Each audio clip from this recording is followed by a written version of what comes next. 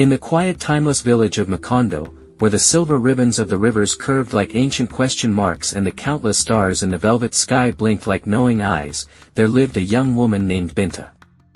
From the time she was a small child, she had heard the old ones, the elders with their voices as worn as river stones, whisper a profound truth: when the moon leans too close to the earth, when its light seems to draw you in, it listens to secrets not meant for the waking world. It hears the murmurs of tomorrow, the echoes of what is yet to be. These were tales of caution, of mysteries that lay just beyond the veil of sleep. Binta was known for her kindness, her gentle spirit, and her hard-working nature. She lived an ordinary life, finding contentment in the simple rhythms of Makondo. She tilled her mother's small garden with diligent care, fetched cool water from the communal well with her intricately woven pots, and danced with unburdened joy at the lively harvest festivals, her laughter blending with that of her friends. Her days were predictable, peaceful, her nights filled with the normal, dreamless sleep of the young and untroubled. But everything changed on one fateful night, the night of the red moon. It was a rare and unsettling celestial event, when the usually serene moon hung low and swollen in the sky, radiating a deep, fiery red glow that seemed to paint the very earth with a crimson hue. The air grew heavy, thick with unseen energy. That night, for the very first time in her life, Binta dreamed. But it was not a dream of past memories or childish fantasies. It was a dream of tomorrow. And it would change her life, and the life of Makondo, forever. If you are just tuning into our channel, please subscribe, it means the world to us. The dream was vivid, terrifying, and felt more real than any waking moment. Binta found herself standing at the very edge of a vast, ancient forest, but this forest was not serene. It was a roaring inferno, consumed by a fierce, crackling fire. Flames licked at the sky like hungry tongues, and thick, suffocating smoke billowed, stinging her eyes. Through the shimmering heat and the dancing flames, she saw a small, terrified child, dressed in a distinctive, bright blue cloth, reaching out from the heart of the blaze. The child's cries, sharp and desperate, pierced her ears, a sound of pure anguish. Binta felt an overwhelming sense of helplessness, unable to move, unable to reach the child. She awoke with a gasp, drenched in cold sweat, her heart pounding like a trapped drum, her eyes wide with the lingering terror of the dream.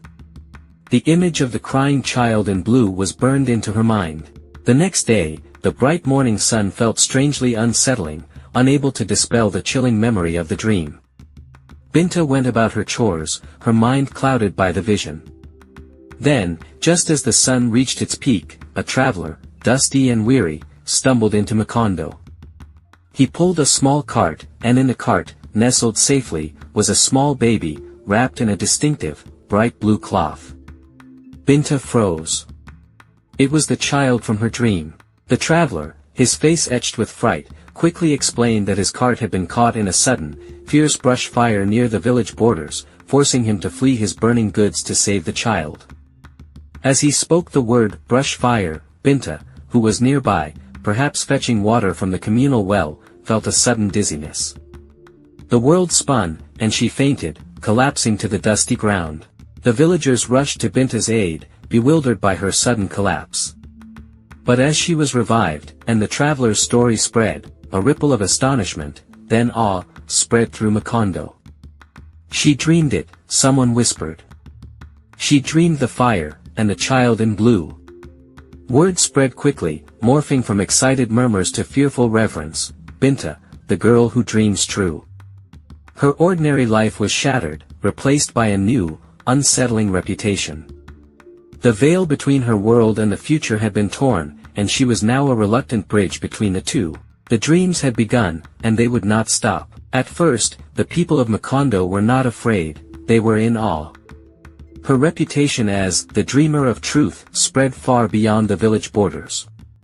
Farmers, their faces etched with worry during planting season, came to her, asking if the life-giving rain would fall. Traders, preparing for perilous journeys across the swift river, asked if their boats would make it safely, if bandits awaited on the hidden paths. Binta was frightened by this newfound power, by the weight of their expectations, but she felt a solemn duty to answer what she saw in her unsettling dreams. When she dreamed the rain would fail, it did, leaving parched fields. When she warned of bandits lying in ambush, they came, just as she had seen, preying on unsuspecting travelers. Her dreams were always accurate, always true. But awe, like a fragile flower, can quickly wither and turn to fear when touched by tragedy. As her dreams continued, they were not always of brush fires easily avoided. Some were dark, filled with sorrow, and their truths brought immense pain to Makondo. A child in the village, beloved by all, suddenly fell ill with a strange sickness. Binta had dreamed, weeks before, of ancient, weeping trees, their branches dripping with sorrow. When the child died, people connected the dream. Later, a young woman, full of hope for her first child, miscarried. Binta had seen, in her sleep, blood-soaked roots tearing from the earth. The dreams, they realized, were not just warnings, they were often unchangeable visions of inevitable suffering, and Binta could not stop them. The whispers began again, not of awe, but of suspicion and dread. The fear of what Binta might see next, or what her knowing might cause, began to spread like a cold shadow. Some, clinging to old beliefs, still called her blessed, a sacred vessel for the ancestors' warnings. But others, their faces contorted with fear, began to call her cursed, believing she brought doom simply by seeing it. They whispered that her dreams attracted misfortune, that she was a magnet for sorrow. Her closest friends, once joyful companions, began to withdraw, their smiles replaced by averted gazes. Even her own mother, who loved her deeply, found it increasingly difficult to meet Binta's eyes, fearing what unspoken tragedy might be reflected there. Binta, once a vibrant part of Makondo, became isolated, a lonely bridge to a terrifying future. Binta begged the dreams to stop. Every night, as the stars wheeled above her hut, she would whisper to the moon, pleading for the unsettling visions to cease. The weight of tomorrow, laid bare in her sleep, was a crushing burden. She felt the despair of the rains that would fail, the pain of the sickness that would spread, the fear of the losses that would come long before they happened. Her body grew pale and thin from countless sleepless nights, her eyes constantly shadowed by the echoes of dread. But the dreams only deepened, becoming more vivid, more insistent, pulling her deeper into a future she could not escape. Every night, she plunged into a world of relentless prophecy. She saw the river Kalumo, usually gentle, swelling to a monstrous beast, swallowing the sturdy wooden bridge that connected their village to the eastern plains. She saw a huge, ominous black bird, its feathers dark as night, landing silently, ominously, on the thatched roof of the chief's ceremonial hut, its eyes glowing with a chilling red light. She saw a lively young boy with fierce, lion-like eyes, a distinctive child from Makondo, playing innocently near a hidden pit on the outskirts of the village, then falling helplessly into its dark, hungry depths. The visions were relentless, vivid, almost physical in their impact, and Binta felt every ounce of the sorrow they carried. Driven by a desperate need to find some control in her terrifying new reality, Binta began to record her dreams. She spent hours meticulously carving symbols and figures onto small clay tablets by the faint light of a dwindling oil lamp.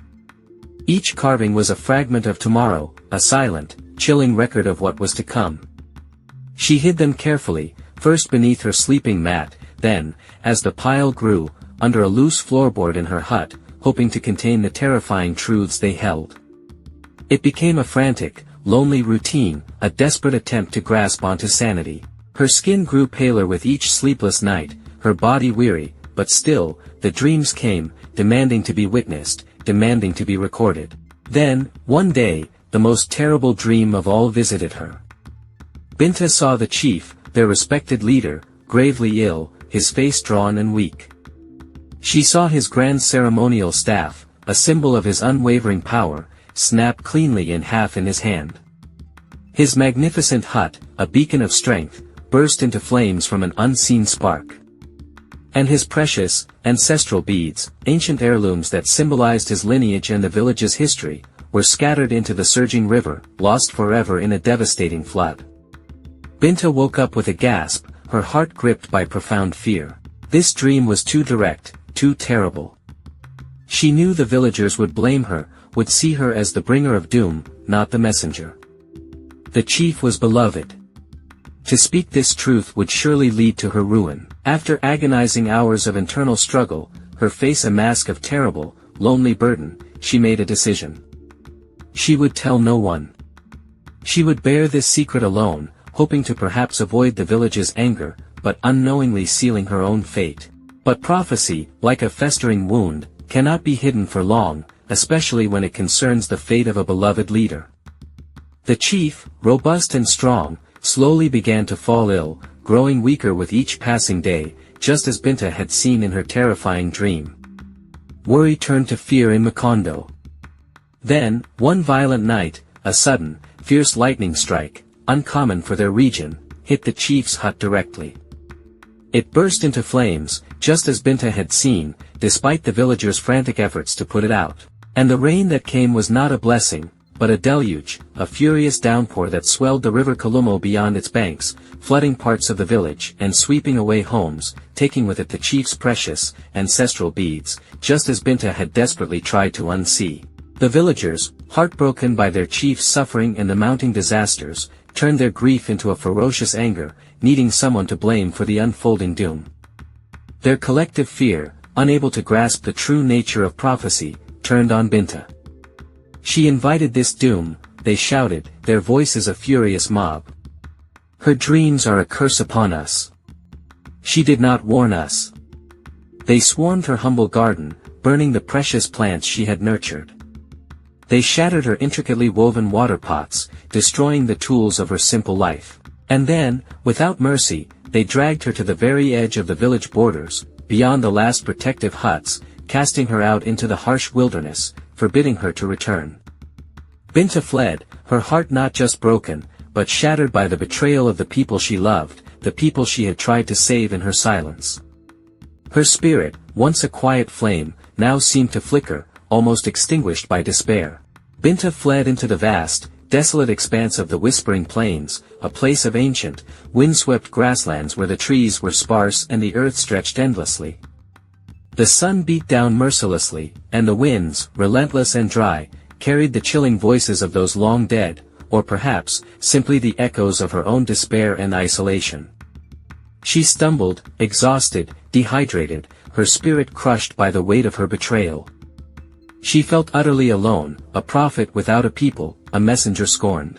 The future, which she had once glimpsed with terror, now felt like an empty, endless void stretching before her.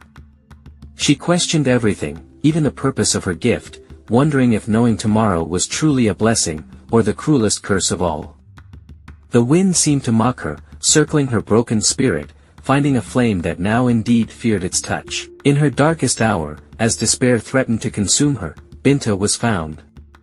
An old woman, her form seemingly appearing from the shimmering heat haze of the plains, stood before her. Her name was Bintu, and she was a dreamwalker of old, a keeper of ancient knowledge, a guardian of the bridges between worlds. Bintu's eyes, though clouded by age, held immense wisdom and a gentle understanding. Her skin was intricately marked with swirling, mystical dream symbols, etched like constellations. She offered Binta cool water from a hidden gourd and a soft, knowing smile that spoke of centuries of understanding.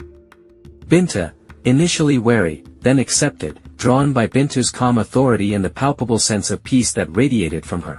"You are not cursed, child," Binta said, her voice like the rustle of ancient leaves. "You are called. You are one of the ones. We are the dreamwalkers, the bridge builders, the silent carriers of tomorrow in our sleep. But many fear tomorrow, for they do not understand its language. They see only the shadows, not the path. This fear makes them turn on the messenger, for it is easier to break the mirror than to face the reflection." Bintu led Binta to a hidden, lush oasis within the vast plains, a place of subtle magic and tranquil beauty. Here, under the shade of trees that seemed to hum with ancient knowledge, Binta began to teach Binta. She taught Binta how to anchor her visions, how to ground her spirit so the torrent of dreams would not overwhelm her. She showed her how to discern which dreams were mere echoes of potential, warnings that could be averted by wise action, and which were the inevitable currents of destiny, invitations to prepare rather than despair. She taught her the subtle language of the spirits of tomorrow, how to speak the truth without triggering fear, how to offer guidance without condemnation. Binta learned that the dreams were not a curse, but a sacred responsibility, a powerful tool to guide, not to merely predict. She began to heal, her spirit rekindled by purpose, her flame no longer fearing the wind, but understanding its movements. She found her peace not in the absence of dreams, but in understanding how to walk within them. Meanwhile, back in Makondo, far from Binta's newfound peace, the situation grew desperate. The rains failed again, even more severely. Crops rotted in the ground, a strange, wasting sickness spread through the village, claiming young and old alike. The elders, stripped of their usual calm by fear and doubt, argued bitterly, unable to find solutions. The new chief, chosen in their desperation, was greedy and violent, taxing the people harshly, crushing their spirits further. Makondo was slowly dying, not from lack of resources, but from a deeper ailment, the loss of wisdom, the fear of truth. Then came the black birds. A vast, ominous flock, exactly like the ones Binta had seen in her terrible dream years ago, descended on the village, perching silently on huts, their eyes like burning embers, seemingly watching the suffering. People remembered Binta's long-forgotten prophecy, connecting the silent birds to her banished warnings. Regret, bitter and sharp, bloomed in their hearts. They had cast out their own salvation. With renewed hope, a small, desperate group of villagers, their faces etched with humility and determination, was assembled and sent into the vast whispering plains, guided by their desperate hope to find Binta. The time for reckoning, and for redemption, had come. Binta returned to Makondo, not as a desperate outcast, but as a woman transformed, calm and dignified, her spirit radiating a quiet authority. Bintu, the dreamwalker, walked silently beside her, a wise, knowing presence in the background. At the village gates, some welcomed Binta with bowed heads and tears of shame and relief, their hearts filled with regret.